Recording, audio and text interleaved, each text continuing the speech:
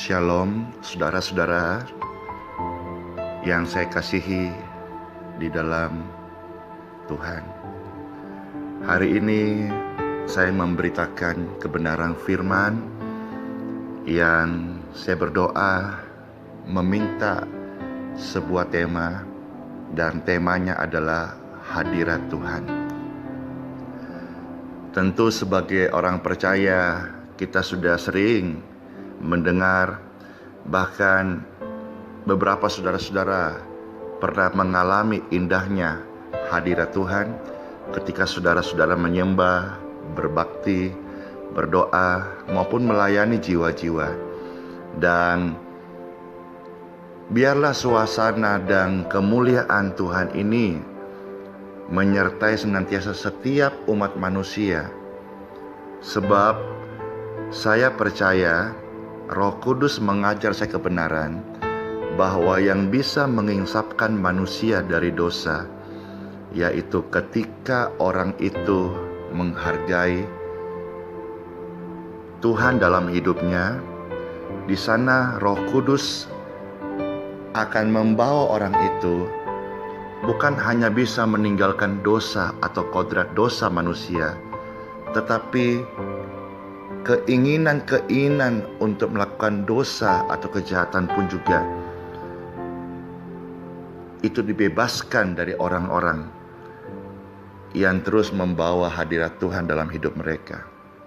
Itulah sebabnya hari ini saya berdoa, Roh Kudus urapilah setiap mata hati kami, setiap anak-anak mendengar firman Tuhan ini, supaya kami bisa merasakan hadirat-Mu.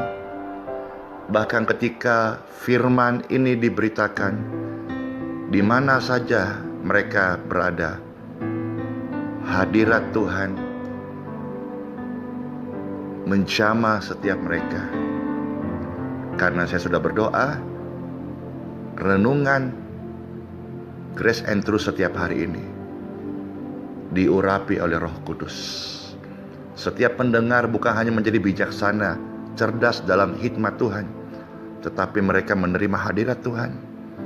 Sebab hadirat-Mu Tuhan yang bisa mengubahkan kami menjadi manusia-manusia yang baru. Amin. Saya membaca dalam satu firman Tuhan 2 Tesalonika pasal 1 ayat yang ke-9. Mereka ini akan menjalani hukuman kebinasaan selama-lamanya, dijauhkan dari hadirat Tuhan dan dari kemuliaan kekuatannya. Yang paling menakutkan dan yang paling mengerikan sebetulnya bukanlah dicampakkan, dilempar ke dalam api neraka.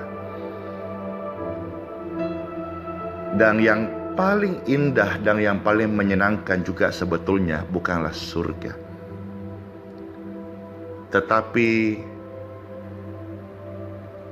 kalau seseorang itu terpisah dari hadirat Tuhan, maka itulah sebuah keadaan yang lebih mengerikan daripada neraka. Alkitab menjelaskan neraka adalah keadaan apinya tidak padam, terdapat ratap retak gigi, di sana ulat-ulat tidak mati. Itu kitab suci mencoba menerjemahkan keadaan neraka. Tetapi ada sebuah rintihan yang tidak terungkapkan dengan kalimat, dan ini sangat mengerikan lebih dari apapun juga, termasuk dilempar di api neraka, yaitu terpisahnya manusia dari hadirat Tuhan selama-lamanya. Dan ada satu tempat yang lebih menyenangkan daripada surga, yaitu dekat dengan Tuhan. Karena kedekatan kita dengan Tuhan, maka suasana surga termasuk dalamnya itu ada beserta kita. Maka orang-orang percaya yang berjalan bersama dengan Tuhan, mereka tidak khawatir dengan apapun juga, mereka tidak takut dengan apapun juga, karena ada ketenangan dalam batinnya, ada sebuah kehidupan ilahi dalam rohnya yang membuat mereka berani untuk hidup bagi Tuhan. Hari ini saudara-saudara, saya mau berdoa semuanya saudara yang mendengarkan renungan ini, saudara menerima urapannya yang baru. Dan saya sudah melihat banyak dan kitab suci menceritakan sebagai saksi-saksi orang-orang yang mengalami hadirat Tuhan. Mereka adalah orang-orang yang membawa kemuliaan Tuhan. Di dalam hadirat Tuhan, bukan bicara soal kesembuhan saja, bukan bicara soal pemulihan saja, tapi semua area apapun manusia, ketika hadirat Tuhan turun, mereka hargai, mereka bisa menikmati. Maka semua area manusia, apapun juga, siapapun dia, bagaimanapun keadaannya, dipulihkan, akan mendapatkan pemulihan. Saudara-saudara sekalian, tempat terbaik apakah yang kita rindukan hari-hari ini? Suasana terbaik apakah yang kita mau dan kita rindukan hari ini? Momen-momen terbaik apakah yang kita harapkan hari ini? Saudara-saudara, momen terindah anak-anak Tuhan bukan soal berada di mana, tetapi kita ada dengan siapa. Bukan hanya masalah tempatnya di mana, dengan siapa. Ada orang-orang yang mencintai keluarganya, anak-anaknya. Tentu memang sewajarnya dan sepatutnya anak-anak Tuhan mengasihi keluarga, suami, anak, istri. Dan ketika kasih itu tumbuh, saudara-saudara, sekalipun mereka satu hari ada liburan di tempat yang sederhana, di sebuah desa, ada gubuk, tidak ada penerangan, yang ada hanya lilin saja, mereka makan ikan dengan seadanya dibakar dalam api unggun. Percayalah, mereka bahagia. Namun sebaliknya, ada orang-orang yang bisa keluar negeri, memiliki segala fasilitas barangkali, tapi dia bersama dengan orang yang tidak dia suka. Kemungkinan besar dia tidak bisa mengalami kebahagiaan. Jadi momen terindah dalam hidup orang percaya bukan di mana.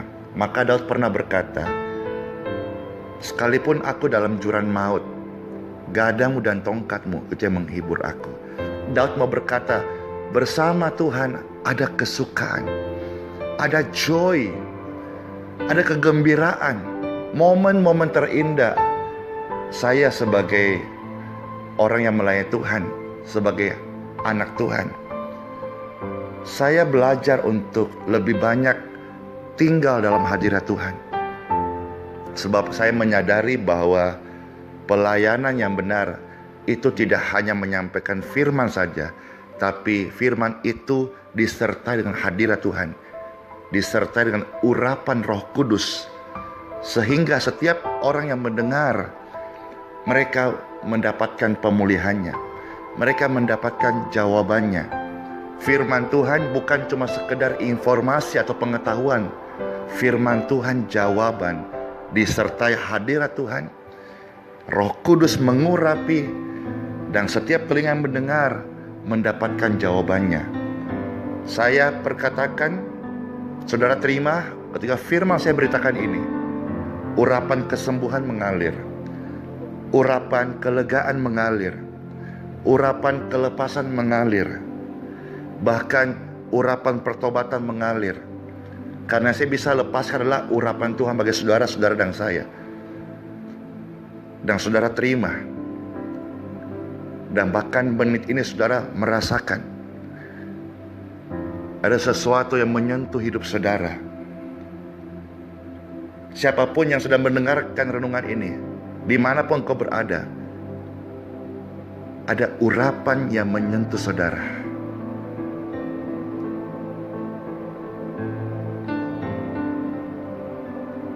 Terima kasih Tuhan, haleluya. Terima kasih Tuhan. Terima kasih Tuhan. Terima kasih Tuhan. Terima kasih Tuhan. Hati kami milik-Mu Tuhan. Segala beban-beban yang berat yang kami pikul selama ini, urapan Roh Kudus bebaskan setiap kami dari kuk beban dosa dan perhambaan. Saudara dan saya dikasihi oleh Tuhan. Saudara dan saya memiliki pribadi Tuhan, yaitu Roh Kudus dalam hati saudara. Dan Roh Kudus adalah roh kebenaran. Roh Kudus, roh Tuhan. Tuhan adalah Bapa segala roh. Dan Dia tinggal dalam saudara-saudara.